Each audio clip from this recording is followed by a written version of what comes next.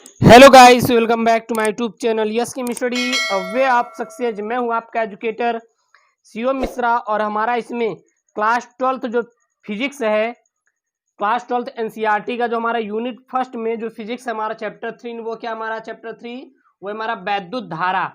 तो आज हम लोग मेरे प्यारे बच्चों वैद्युत धारा जो चैप्टर 3 है उसको शुरू कर रहे हैं। वैद्युत धारा जितने भी इसमें हमारे आएंगे उन सभी पॉइंट को भी हम लोग डिस्कशन करते हुए आगे की ओर चलेंगे, ठीक ना। तो हम लोग जानेंगे वैद्युत धारा क्या होती है, वैद्युत धारा के प्रकार क्या होता है, ओम का नियम क्या होता है और वैद्युत धारा का उसमें प्रभाव क्या होता है। हर एक चीज मेरे प्यारे बच्चों सबसे सिंपल सबसे सही ढंग से आपको सबसे सही तरीके से यहाँ पे पढ़ाए जाएंगे। आप चैनल पे नए हैं तो प्लीज चैनल को सब्सक्राइब कर लीजिएगा और बेल आइकन को जरूर प्रेस कीजिएगा ताकि जितने भी लेटेस्ट वीडियो की नोटिफिकेशन रहे सबसे पहले आप तक पहुंचती रहे, ठीक है। तो वैद्युत धारा जो आपका क्लास 12th फिजिक्स चैप्टर 3 हमारा अध्याय 3 है भौतिक विज्ञान का, वैद्युत धारा ही है। तो सर्वप्रथम हम लोग जानते हैं कि ये वैद्युत धारा हमारी होती क्या है, वैद्युत धारा हमारी होती क्या है। तो जो वैद्युत आवेश के प्रवाह की जो दर है वैद्युत धारा कहते हैं। क्या कहते हैं? वैद्युत धारा कहते हैं, ओके। या फिर वैद्युत आवेश एवं समय के अनुपात को वैद्युत धारा कहते हैं। और वैद्युत धारा एक अदिश राशि है और इसे हम लोग आई, स्मॉल आई या फिर कैपिटल आई से प्रदर्शित करते हैं। तो वैद्युत धारा क्या होती है, लिखेंगे यहाँ पे वैद्युत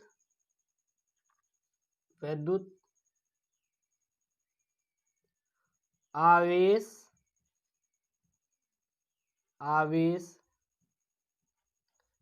के प्रवाह की दर को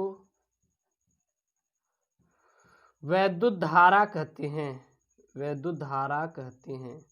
तो वैद्युत आवेश की जो प्रवाह की दर होती है मेरे प्यारे बच्चों उसी का वैद्युत धारा नाम दिया गया है, ठीक है ना।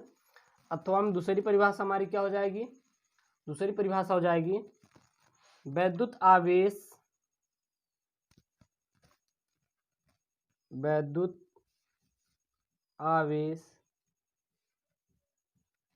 एवं समय के अनुपात को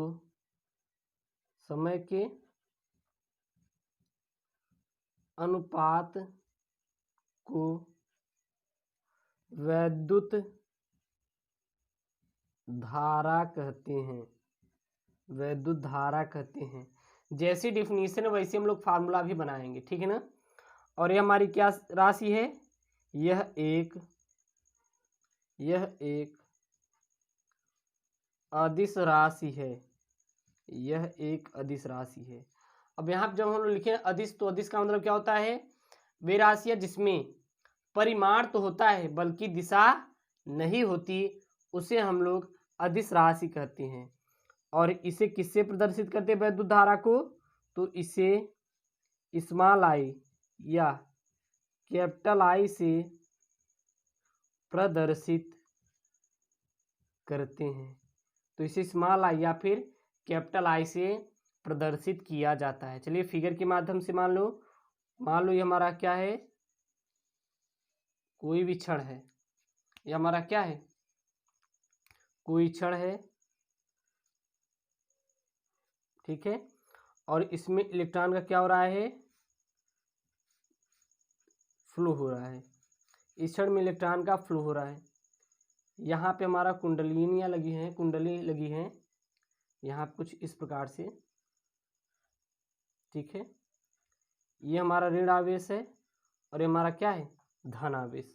यहाँ पे क्या विभवांतर V है। एक बात ध्यान देना, एक बात यहाँ से आपको बता दें, अगर वैद्युत धारा इधर है, वैद्युत धारा अगर इधर चल रहा है, धारा इधर चल रही है तो इलेक्ट्रॉन भी इसी के विपरीत, यानी कि इलेक्ट्रॉनों की प्रवाह कैसे रहती है, वैद्युत धारा के विपरीत ही रहती है। हमेशा याद रखना, यदि वैद्युत धारा लेफ्ट से राइट चल रही है तो इलेक्ट्रॉन हमारे लेफ्ट से राइट न जाके राइट से लेफ्ट की ओर चलेंगे। एक बात ध्यान देना, हमेशा और हमेशा इलेक्ट्रॉन का जो प्रवाह होता है वो वैद्युत धारा के विपरीत दिशा में ही होता है। इसमें लिख लेंगे सदैव सदैव इलेक्ट्रॉन का प्रवाह वैद्युत धारा के विपरीत दिशा में होता है। एक बात याद रखिएगा, सदैव जो इलेक्ट्रॉनों का प्रवाह रहता है वो वैद्युत धारा के विपरीत दिशा में ही होता है या फिर रहता है। और वैद्युत धारा तो मैंने बता दिया, तो वैद्युत धारा का फार्मूला क्या होता है, तो लिख लीजिए वैद्युत धारा बराबर वैद्युत आवेश बटे समय। तो वैद्युत धारा बराबर क्या होता है, वैद्युत आवेश बटे समय हमारा होता है। यानी कि I बराबर क्या हो जाएगा मेरे प्यारे बच्चों, I बराबर हो जाएगा Q अपान टी, क्योंकि वैद्युत आवेश एवं समय के अनुपात को हम लोग क्या कहते हैं, वैद्युत धारा कहा जाता है। ठीक है। अगर यहाँ पे यदि हम लोग समय का मान 1 सेकेंड लें, समय कितना लें, t बराबर हम लोग 1 सेकेंड लें, और क्या लें, हमारा जो यहाँ पे आवेश है वैद्युत आवेश यानी कि Q का मान कितना लें हम लोग, 1 कूलाम लें। यदि समय का मान 1 सेकेंड लें, वैद्युत आवेश Q का मान 1 कूलाम ले, तो हम लोग इसको किस में रख, तो I बराबर क्या हो जाएगा, I बराबर होता है Q अपान टी। तो वैद्युत धारा का मान कितना मिलेगा, Q का मान कितना है 1 कूलाम, T का मान कितना है 1 सेकेंड, यानी कि 1 कूलाम प्रति सेकेंड। तो धारा का मान कितना मिल गया हमारा, 1 कूलाम प्रति सेकेंड यहाँ पे मिल गया, 1 कूलाम प्रति सेकेंड मिल गया। और 1 कूलाम प्रति सेकेंड जो होता है इसी को हम लोग एम्पियर भी कहते हैं, यहाँ फिर हम लिख सकते हैं 1 एम्पियर, इसे हम लोग एम्पियर भी कहा जाता है। यानी कि हम लिख सकते हैं कि यहाँ पे समीकरण, ठीक है ना, इतना याद रखिएगा।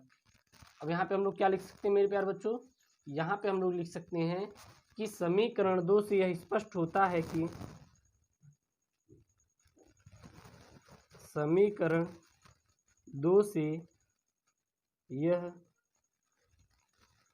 स्पष्ट होता है कि यदि किसी परिच्छेदक तार में 1 कूलाम आवेश 1 सेकंड तक प्रवाहित किया जाए तो उस परिपथ में धारा का मान 1 एम्पियर होगा। तो धारा का मान कितना होगा मेरे प्यारे बच्चों, तो उस परिपथ में हमेशा याद रखना धारा का मान हमेशा 1 एम्पियर होगा। अब हमारा आता है विद्युत धारा का मात्रक। क्या हेडिंग आएगी, वैद्युत धारा का मात्रक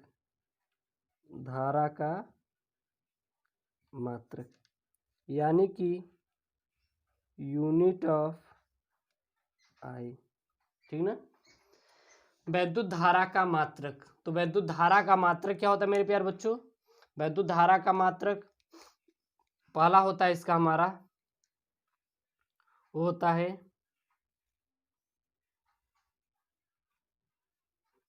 कूलाम प्रति सेकंड। क्या होता है, कूलाम प्रति सेकंड हमारा होता है किसका, वैद्युत धारा का। ठीक है। दूसरा आपका क्या होता है, एम्पियर होता है। क्या होता है, एम्पियर। दूसरा क्या होता है हमारा, एम्पियर होता है। और ये किसमें होता है, SI में, और एक किस में होता है, MKS में, ठीक है ना, याद रखना, एम्पियर होता है। तीसरा क्या होता है, यह एक क्या हमारी अदिश राशि है। वैद्युत धारा हमारी क्या है, एक अदिश राशि है। और लास्ट पॉइंट मेरे प्यारे बच्चों क्या होता है, और इसके अगर बीमा देखें, बीमीय सूत्र, तो इसकी जो बीमीय सूत्र होती है वो हमारी ए होती है। क्या होती है, ए होती है, कैपिटल ए, ठीक है ना। इसकी जो बीमा होती है क्या होती है, कैपिटल ए होता है। अगर इसको और लिखना है तो इसको कैसे प्रदर्शित कर सकते हैं, तो इसको हम लोग लिख सकते हैं यहाँ पे स्मॉल आई से भी प्रदर्शित या फिर कैपिटल आई से प्रदर्शित कर सकते हैं। ओके, अब हमारा आता है मेरे प्यारे बच्चों इसके आगे, वो आता है वैद्युत धारा के प्रकार। तो हेडिंग क्या रहेगी, वैद्युत धारा के प्रकार। चलिए हेडिंग डाल लेते हैं, वैद्युत धारा के प्रकार। वैद्युत धारा के प्रकार यानी कि वैद्युत धारा हमारे कितने प्रकार के होते हैं, ठीक ना। तो अब हम जानेंगे कि वैद्युत धारा हमारे कितने प्रकार के होते हैं। तो वैद्युत धारा मुख्यतः जो मेरे प्यारे बच्चे होते हैं वो हमारे दो ही प्रकार के होते हैं। वैद्युत धारा कितने प्रकार के होते हैं, तो वैद्युत धारा जो होते हैं मुख्यतः दो प्रकार के होते हैं। कौन कौन से होते हैं इसको भी बताना है। यदि वैद्युत धारा हमारे दो प्रकार के होते हैं तो वैद्युत धारा कौन कौन से प्रकार के होते हैं, ठीक है ना। तो यहाँ क्या लिखेंगे हम लोग, वैद्युत धारा मुख्यतः दो प्रकार के होते हैं। पहली होती है आपकी अस्थाई धारा, क्या होती है, अस्थाई धारा। दूसरी क्या होती है आपकी अस्थाई धारा, अस्थाई धारा। पहली आपकी स्थाई धारा, दूसरी हमारी क्या है, अस्थाई धारा। तो इसमें हम लोग जानेंगे कि हमारा स्थाई धारा क्या है और अस्थाई धारा क्या होती है ना। तो यहाँ पे सबसे सिंपल परिभाषा लिखिए इसकी अस्थाई धारा की। तो पहले अगर हम लोग देखिए किसकी, अस्थाई धारा की पहली परिभाषा अगर देखिए मेरे प्यारे बच्चों, सबसे सिंपल है, ऐसी धारा जिसका मान अपरिवर्तित होता है उसे स्थायी धारा कहते हैं। क्या लिखेंगे, ऐसी धारा जिसका मान अपरिवर्तित होता है उसे अस्थाई धारा कहते हैं। तो उसे क्या नाम दिया गया मेरे प्यारे बच्चों, अस्थाई धारा का नाम दिया गया है, ठीक है ना।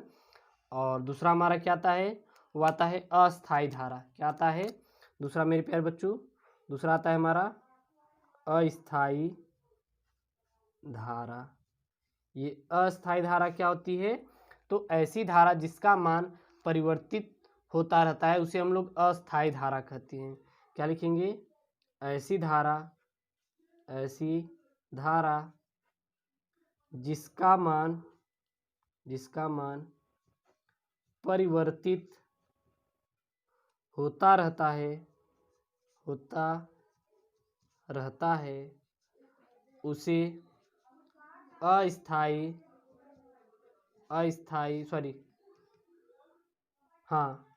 अस्थाई धारा कहते हैं। तो जिसका मान मेरे प्यारे बच्चों परिवर्तित होता रहता है उसे हम लोग अस्थाई धारा कहा जाता है। तो इसको मेरे प्यारे बच्चों याद कर लीजिएगा। अब अगले वीडियो में हम लोग जानेंगे, अगले पार्ट में जानेंगे, अगले लेक्चर में जानेंगे ओम का नियम क्या होता है और ओम के नियम की डायग्राम भी खींचेंगे, साथ ही साथ धारा घनत्व के बारे में डिस्कशन करेंगे। हमारा क्लास 12 फिजिक्स का जो चैप्टर 3 है धारा, उसको हमने पढ़ लिया है। और सभी वीडियो पाने के लिए आप हमारे यूट्यूब चैनल के प्लेलिस्ट में जा सकते हैं, लगातार आपको वीडियोस प्रोवाइड किए जा रही हैं। ओके दोस्तों, थैंक यू, जय हिंद।